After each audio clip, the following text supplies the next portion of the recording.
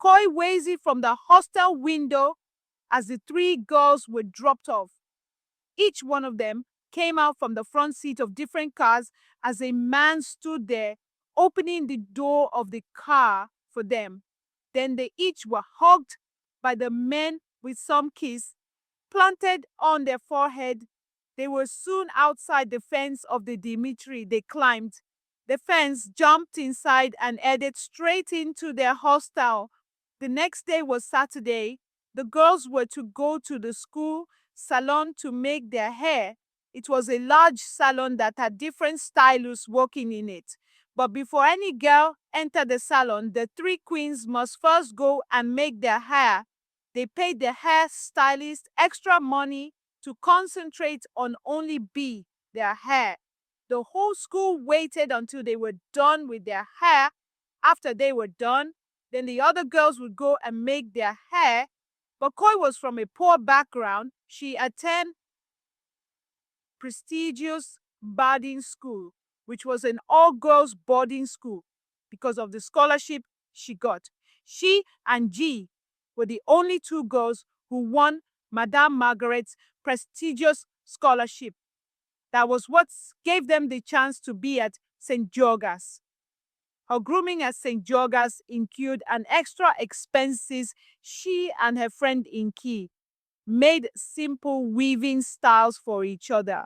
They could not afford the luxury of the school salon because the pocket money they received from their parents was barely enough for them. They were soon done with their hair.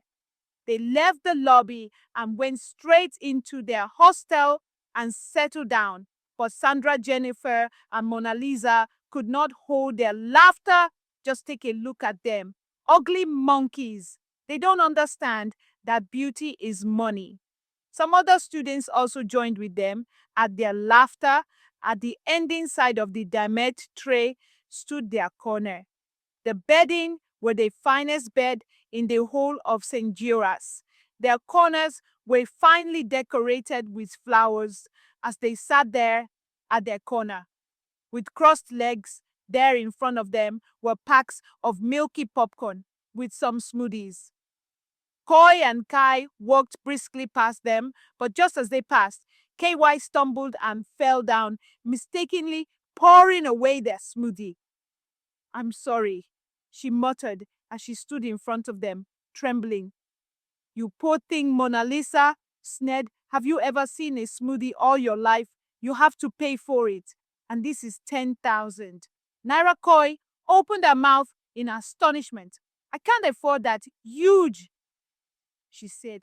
"If you know you can't afford it, then better watch the way you walk." After apologizing previously, she let Koi go. The next day in class, as Koi read her books, Mona Lisa came towards her, sparking up a conversation. "You are studying hard, aren't you?" she began. "Yes, of course," replied Koi. Well, we have an out next week, and if you will come along with us, then we accept you as one of us. Most girls are looking for this opportunity to belong, but I felt drawn to you. I'm out of pity." Koi looked at her, then shocked and said, "Party? Where are you the only girl in St. George's that does not know that the three partying princesses always leave for their party on Saturdays, whether the school regulation accepts it or not? Our parents are influential, as you know, and here at St. George's, we make the rules. Even the chief security officer is at our service." C noted understandably. She had always admired the three girls. "They are so gorgeous and their parents are rich too." "Okay," came a reply, her voice slightly trembling. That night, Mona Lisa sent one of the students to take some grilled catfish and smoothie to a corner. Koi ate it happily. So this is what this girl was used to enjoy, she said aloud herself as she licked her hands after eating. Mona Lisa's father is a politician, while both Sandra and Jennifer's father were honorable members of the House of Representatives. That faithful Saturday night was the first time Koi joined them for their party as she prepared for the Saturday night out with girls her friend in caught up with her after she came back from the salon. Koi, you now make your hair at the school? Salon Inky asked. Yes, replied Koi, her voice hoarse and firm. I thought we agreed to be making each other's high. Continued. Yes, that was before levels have changed, including previous agreements, Bishi said persuasively. Don't you think becoming friends with these girls is risky? It might get you into trouble. Trouble asked Koi. I've been in this school for more than a year now, and the three P-team princesses have never gotten into trouble. Do you think I'm not easy in my head? KY continued. They are the who is who in this school and above the law. If I join them, I also will be above LW. In was left to herself. No one agreed to make her hair for her. As for COI, she now makes her hair, especially with the 3 p.m. princesses, for the first time since she entered St. Georgina's prestigious school. KY felt among KY was a slim, tall, and brown-skinned girl. She soon fitted in with the girls as they taught her how to catwalk, talk smoothly, and gesture with her body while talking. You need to master these skills, especially knowing that you are joining us to go out for clubbing. The impression you give, the men will tell how much of gifts and money they will be willing to part with you. Finally, it was Saturday night. Jennifer, Sandra, and Mona Lisa were close to the school fence, along with their new friend, Koi. They went to the side of the fence with the shortest height and climbed on. Soon they were outside the school walls. Jennifer brought out her phone and made some calls. Soon a very flashy car pulled over to where they stood. A very handsome young man came out of the car and gave Jennifer a hug. He kissed her on her forehead, saying, "See, my baby, oh, I've missed you so much." Then he opened the front door for her, while Mona Lisa, Sandra, and Koi sat at the back seat. He drove them straight to his house. The mansion was a sight to behold, with its grand entrance, manor gardens, and a swimming pool that sparkled under the moon. The interior was just as impressive, with modern decor, state-of-the-art amenities, and a spacious living area that could easily accommodate a small party. As they entered inside, Koi gasped under her breath. She tried so hard to catch her breath at the lavish riches. The environment exhumed the sound of the soft music from the DJ, and the complementing disco light left Koi in awe. As soon as the girls entered, both Sandra and Mona Lisa went straight to embrace their own boyfriend E, and Chai Koi stood at the sitting room awkwardly looking at the girls. This was exactly what her mother warned her against when she won the scholarship. Avoid men and concentrate on your studies, the only BA distraction. She looked at the three girls as they kissed their boyfriend passionately and shamelessly. Come on, girl, Mona Lisa said, losing up a bit. Life is not all about books. You have to catch fun and enjoy. Koi stood there speechless as she watched the ease with which the girls flung themselves on the men, as she wondered at the freedom with which the girls kissed the men. She remembered her mother's advice: keep men at arm's length so that you can become useful to yourself.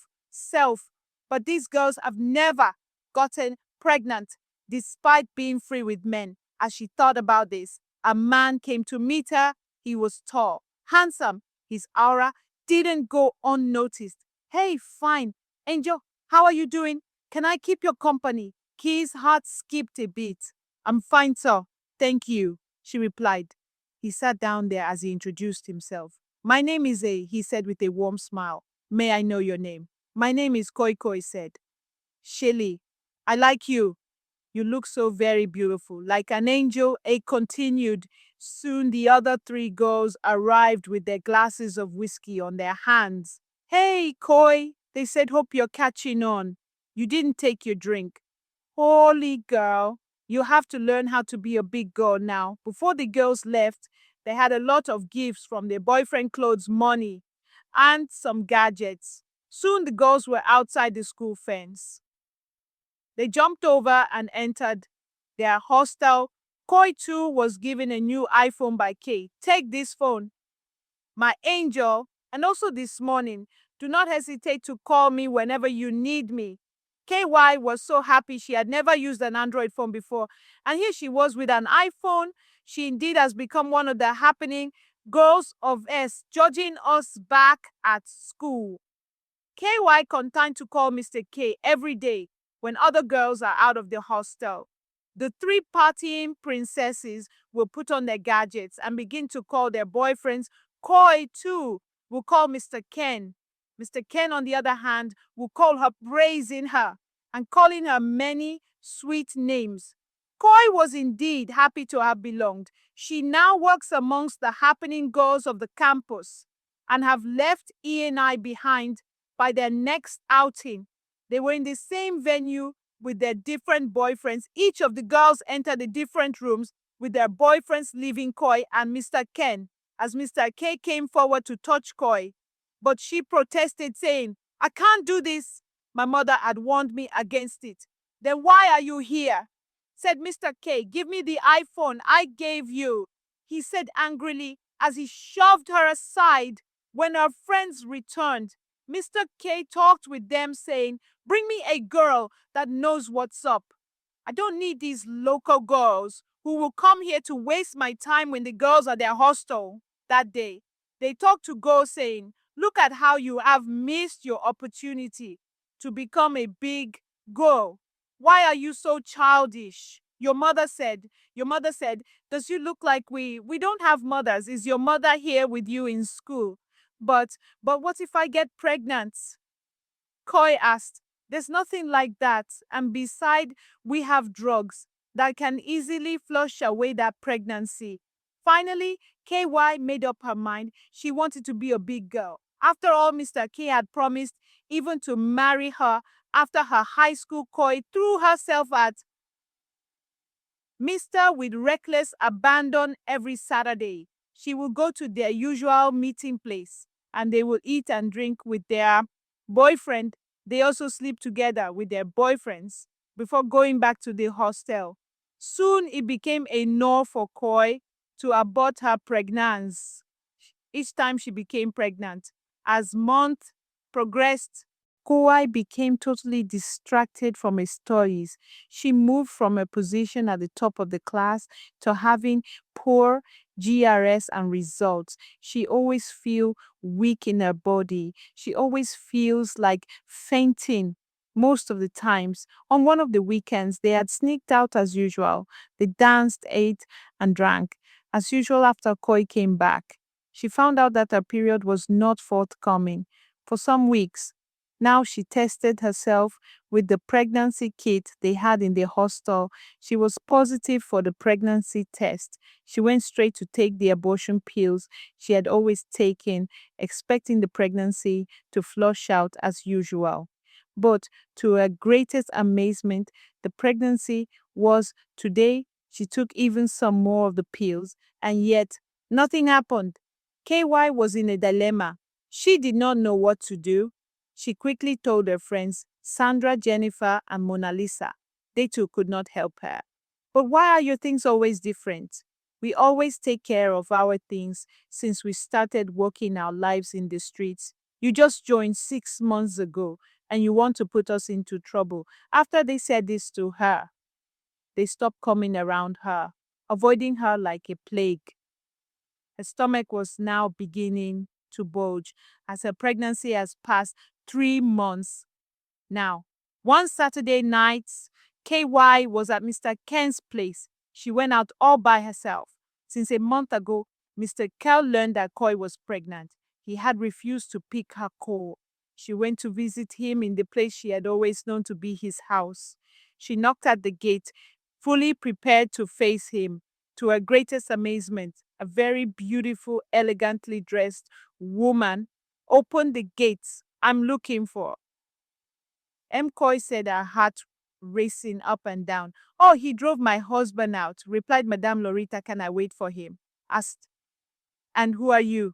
Asked Madame Lorita. I'm his girlfriend. Madame Lorita let out a laughter and then claps her hand together and asked her, saying his girlfriend or one of his girlfriends. Coy was baffled. Her heart began to race even more. I can't go back. Mom, I'm pregnant for him. Pray what for a married man whose wife and children are in the village. But Mr. Ken had always claimed that this is his house, Coy said, and both her hands and legs continued to tremble. Young lady, listen very well. Madame Lorita said, Aina is our driver. We just traveled on a vacation for 6 months. That is why he began fooling around with women claiming that this place is his house. Apart from his wife and children who are in the village, you are the third lady who has come here to claim that you are pregnant for him. KY was dumbfounded. She sat on the floor and put her hands on her head as she sobbed, cried, and wailed. Stop, my dear. Do you have a mother? Madame Lita asked. Yes. Coy replied, if you know what is good for you, you go back to your mother. Madame Lorita advised. Hai was left all to herself. Her mother's advice staring at her face. She did not know what to do, whether to go back to her mother in the village or to go back to the hostel. She could not think, but all she remembered was that the money she had is not enough to travel back to the village even if she had enough money. Can she face her mother after throwing away her advice? She soon decided to go back to the hostel and find a solution. She arrived at the hostel, climbing through the school fence as usual, as she lay down on her bed.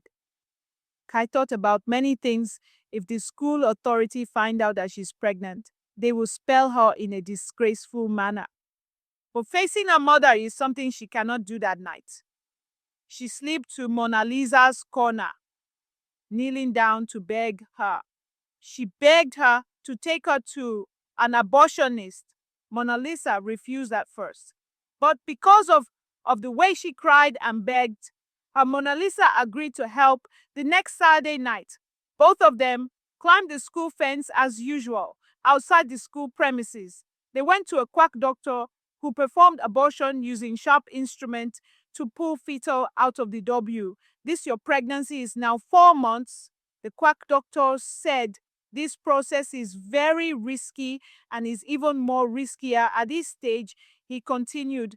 The two girls pleaded with the doctor, and after much persuasion, the quack doctor decided to perform the abortion before daybreak. The abortion had been concluded. As the two girls went back into the hostel, just as they were about to enter through the hostel connecting gate, Coy slumped there outside the hostel. She was bleeding previously. Some students who saw her raised an alarm. The school authority were alerted. They quickly came over and rushed Coy to the hospital. There at the hospital, CO's parents were leered. The doctors tried all their best to save CO's life, carrying out multiple surgery on a bleeding womb. But it was too late. KY died on the operating table, having lost a lot of blood. This story teaches young girls to calm down and focus on their studies. Listen to your mother's advice as a young girl. Avoid bad friends that tells you to throw away the good advice you have gotten from your parents. If by any means you fall short, do not hesitate to go back to your parents. It is better that your parents see you for a moment than getting solutions on your own that can take your life. If you love this story, please do well to give it a thumbs up, comment, and kindly subscribe as we load you with lots of amazing tales at African Folk Tales with Amara